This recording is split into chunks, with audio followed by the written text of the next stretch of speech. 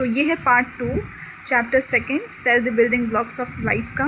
First part में हमने देखा था कुछ सेल से रिलेटेड चीज़ें हमने देखी थी, मतलब कि बेसिक सारी चीज़ें हमने कवर की थी कि सेल क्या होता है।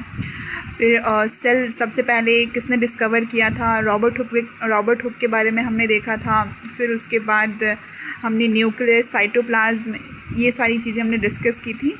इस वीडियो में हम देखने वाले हैं कि किस तरीके से जो सेल है, सेल के अंदर जितने ऑर्गेनल्स हैं उनसे रिलेटेड अभी हम बात करने वाले हैं।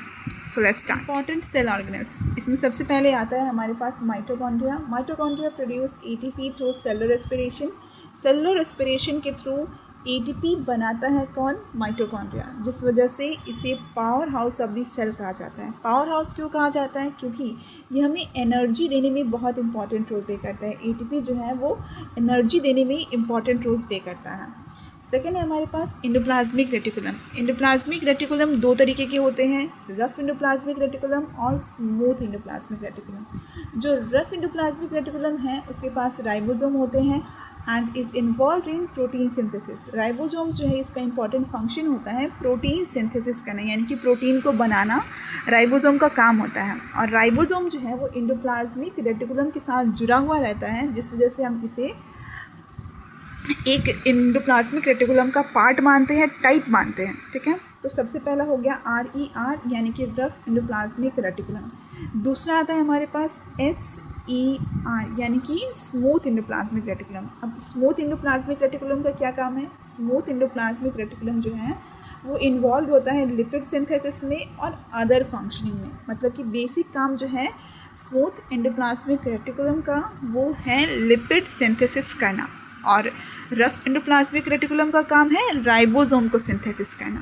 ठीक है, अब चलते हैं कि राइबोसोम का स्पेशल फंक्शन क्या है। तो राइबोसोम एक ही काम करता है, वो है प्रोटीन सिंथेसिस। राइबोसोम जो है सिर्फ और सिर्फ प्रोटीन बनाता है। गोल्गी एपेरेटस क्या करता है? Golgi apparatus modifies, sorts and packages protein and other material. Modify करना गोल्गी एपेरेटस का काम है, और जो मटेरियल्स हैं, प्रोटीन वगैरह हैं, इन सभी को पैकेज करके मतलब जहाँ सोर्स पे भेजना है उसका काम करता है गोल्गी एपेरेटस। साथ ही साथ ये अदर मटेरियल्स को सॉर्ट करने में भी बहुत हेल्प करता है। अब लाइजोसोम का क्या काम है? लाइजोसोम्स कंटेन करते हैं कुछ digestive enzymes and help break down unwanted materials. जो भी सेल के अंदर अनवांटेड मटेरियल्स हैं उन सभी को ब्रेक डाउन करने में कौन हेल्प करता है? तो लाइजोसोम हेल्प करता है। और लाइजोसोम के पास होते हैं डाइजेस्टिव एंजाइम्स, सो इस वजह से ये डाइजेशन में भी बहुत हेल्प करता है। अब वैक्यूल्स क्या होते हैं? Vacuoles store water, food and other substances. Plant cell often have large central vacuole. देखिए, वैक्यूल जो है वो प्लांट्स में approximately 90% of the area is covered by vacuoles. तो प्लांट्स में सबसे बड़ा वैक्यूल्स होता है, और वैक्यूल का इम्पॉर्टेंट फंक्शन है कि वो स्टोर करने में हेल्प करता है। किस चीज़ के स्टोरेज में? तो वाटर के स्टोरेज में हेल्प करेगा, फूड के स्टोरेज में हेल्प करेगा, और अदर सब्सटेंसेस के स्टोरेज में वैक्यूल्स बहुत इंपॉर्टेंट रोल प्ले करता है। अब प्लास्टिड है। प्लास्टिड सिर्फ और सिर्फ प्लांट सेल में मिलता है। Contain chloroplast, contain chlorophyll and perform photosynthesis. देखिए, प्लास्टिड का एक टाइप है क्लोरोप्लास्ट। क्लोरोप्लास्ट के अंदर क्लोरोफिल होता है, जिस वजह से वो फोटोसिंथेसिस जैसे प्रोसेसेस को ईजिली कर पाता है।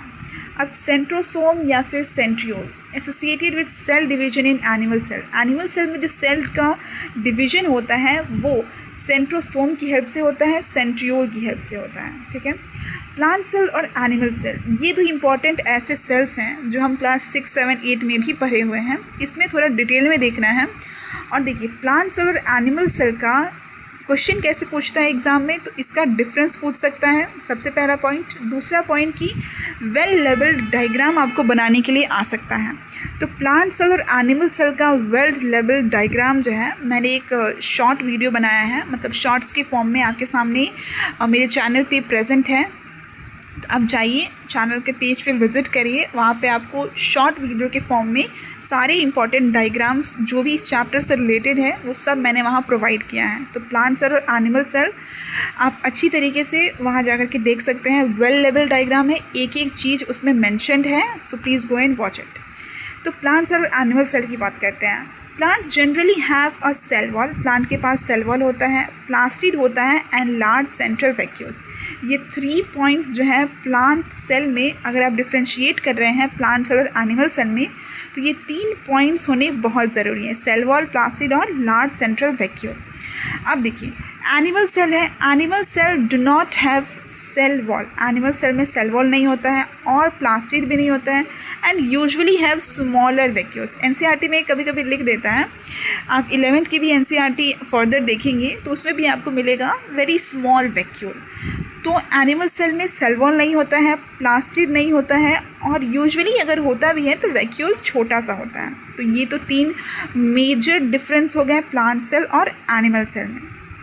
अब both plant and animal cells have cell membrane, cytoplasm, nucleus, mitochondria, ribosomes, endoplasmic reticulum and Golgi apparatus। ये कुछ ऐसे ऑर्गेनल्स हैं, कुछ मेम्ब्रेन्स हैं जो प्लांट सेल और एनिमल सेल दोनों में कॉमन है। अब सेल मेम्ब्रेन को तो हम प्लाज्मा मेम्ब्रेन भी कहते हैं, ये प्लाज्मा मेम्ब्रेन जो है सेलेक्टिवली परमिएबल मेम्ब्रेन है, ये प्लांट सेल में भी प्रेजेंट होता है और एनिमल सेल में भी प्रेजेंट होता है।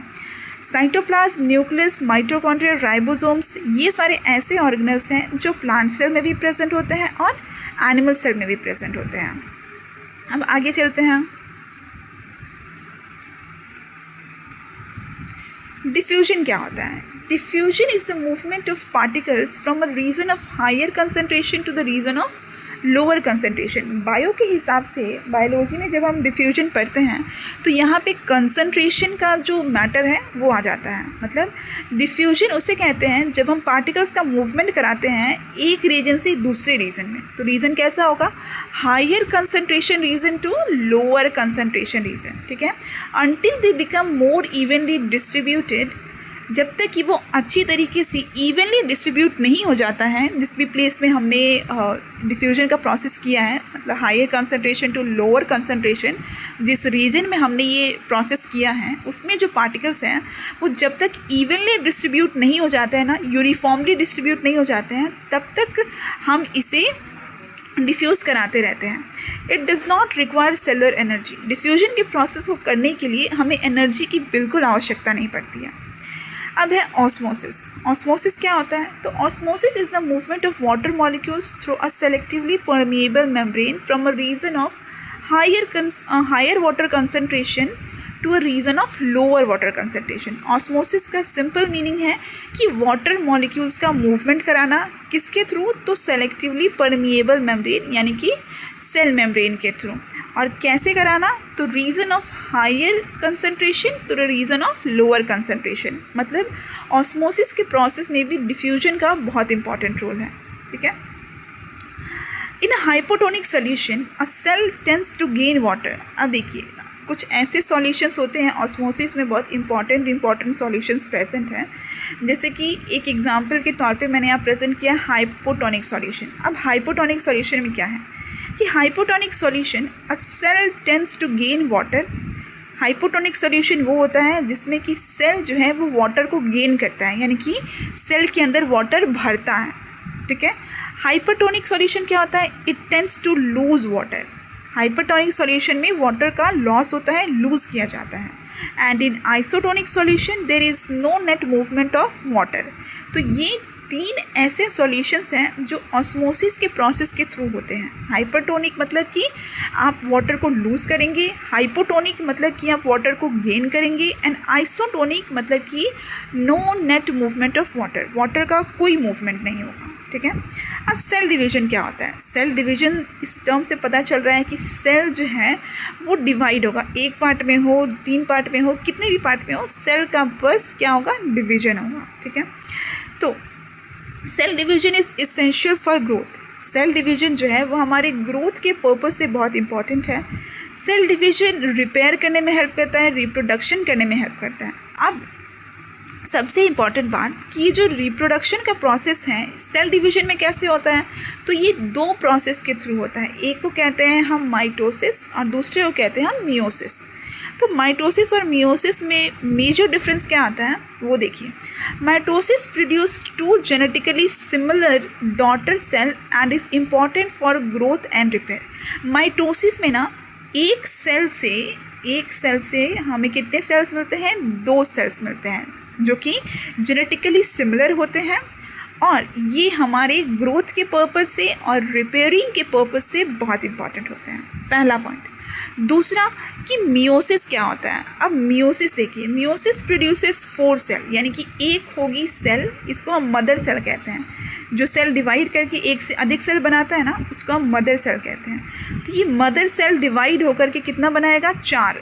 1 2 3 और ये 4 सेल का फॉर्मेशन करेगा, तो इसे हम मियोसिस कहेंगे। ठीक है। प्रोग्राम्ड सेल डेथ एक कंट्रोल प्रोसेस है जिसमें कि सेल जो है रिमूव हो जाते हैं जब अधिक समय के लिए किसी काम के नहीं होते हैं या फिर जब हमें ऐसा लगता है कि वो हमें डैमेज कॉज कर सकते हैं। It plays an important role in normal development and maintenance of tissue. जो प्रोग्राम सेल डेथ है ये नॉर्मल डेवलपमेंट में हेल्प करता है और टिश्यूज़ जो होते हैं सेल के कॉम्बिनेशन को, एक से अधिक सेल जब एक साथ कंबाइन होते हैं तो उसे हम टिश्यू कहते हैं। तो टिश्यूज़ को मेंटेन करने में ना ये प्रोग्राम सेल डेथ बहुत इंपॉर्टेंट रोल प्ले करता है। अब बात करते हैं प्रोकैरियोटिक और यूकैरियोटिक सेल्स की। तो prokaryotic cells, no true membrane bound nucleus, इसमें मेम्ब्रेन बाउंड न्यूक्लियस नहीं होता है। DNA lies in nucleoid region, जो न्यूक्लियस है, ये सेल है, सेल का ये न्यूक्लियस है, न्यूक्लियस के आसपास के रीजन में ना ये जो डीएनए है वो न्यूक्लियोइड रीजन में प्रेजेंट होता है, यानी कि न्यूक्लियस के आसपास के रीजन जो होता है ना उसको हम न्यूक्लियोइड कहते हैं। तो उस रीजन में ये डीएनए प्रेजेंट होता है। मेम्ब्रेन बाउंड ऑर्गेनेल्स नहीं होते हैं प्रोकैरियोटिक सेल में, और साथ ही साथ जनरली स्मॉलर और सिंपलर फॉर्म में होता है। कौन? तो हमारा प्रोकैरियोटिक सेल। अब यूकैरियोटिक सेल की बात करते हैं। तो यूकैरियोटिक सेल जो है उसमें न्यूक्लियस होता है, अच्छे तरीके से न्यूक्लियर मेम्ब्रेन से बाउंड होता है। मेम्ब्रेन बाउंड इसमें ऑर्गेनेल्स होते हैं, जैसे कि माइटोकॉन्ड्रिया हो गया, गोल्गी बॉडीज़ हो गया, राइबोसोम्स हो गया, ये सारी अच्छे तरीके से मेम्ब्रेन बाउंड होते हैं और जनरली लार्ज और कॉम्प्लेक्स होता है eukaryotic cell. And I hope कि आपको सारी चीज़ें अच्छी तरीके से क्लियर हैं। कोई भी अगर डाउट हो तो आप मुझे कमेंट सेक्शन में कमेंट कर सकते हैं। स्क्रीन को पॉज करिए और एक एक करके ये सारे पॉइंट जो है ना अपने कॉपी में नोट डाउन कर लीजिए ताकि फर्दर एग्जामिनेशन के टाइम में आपको कोई दिक्कत ना हो।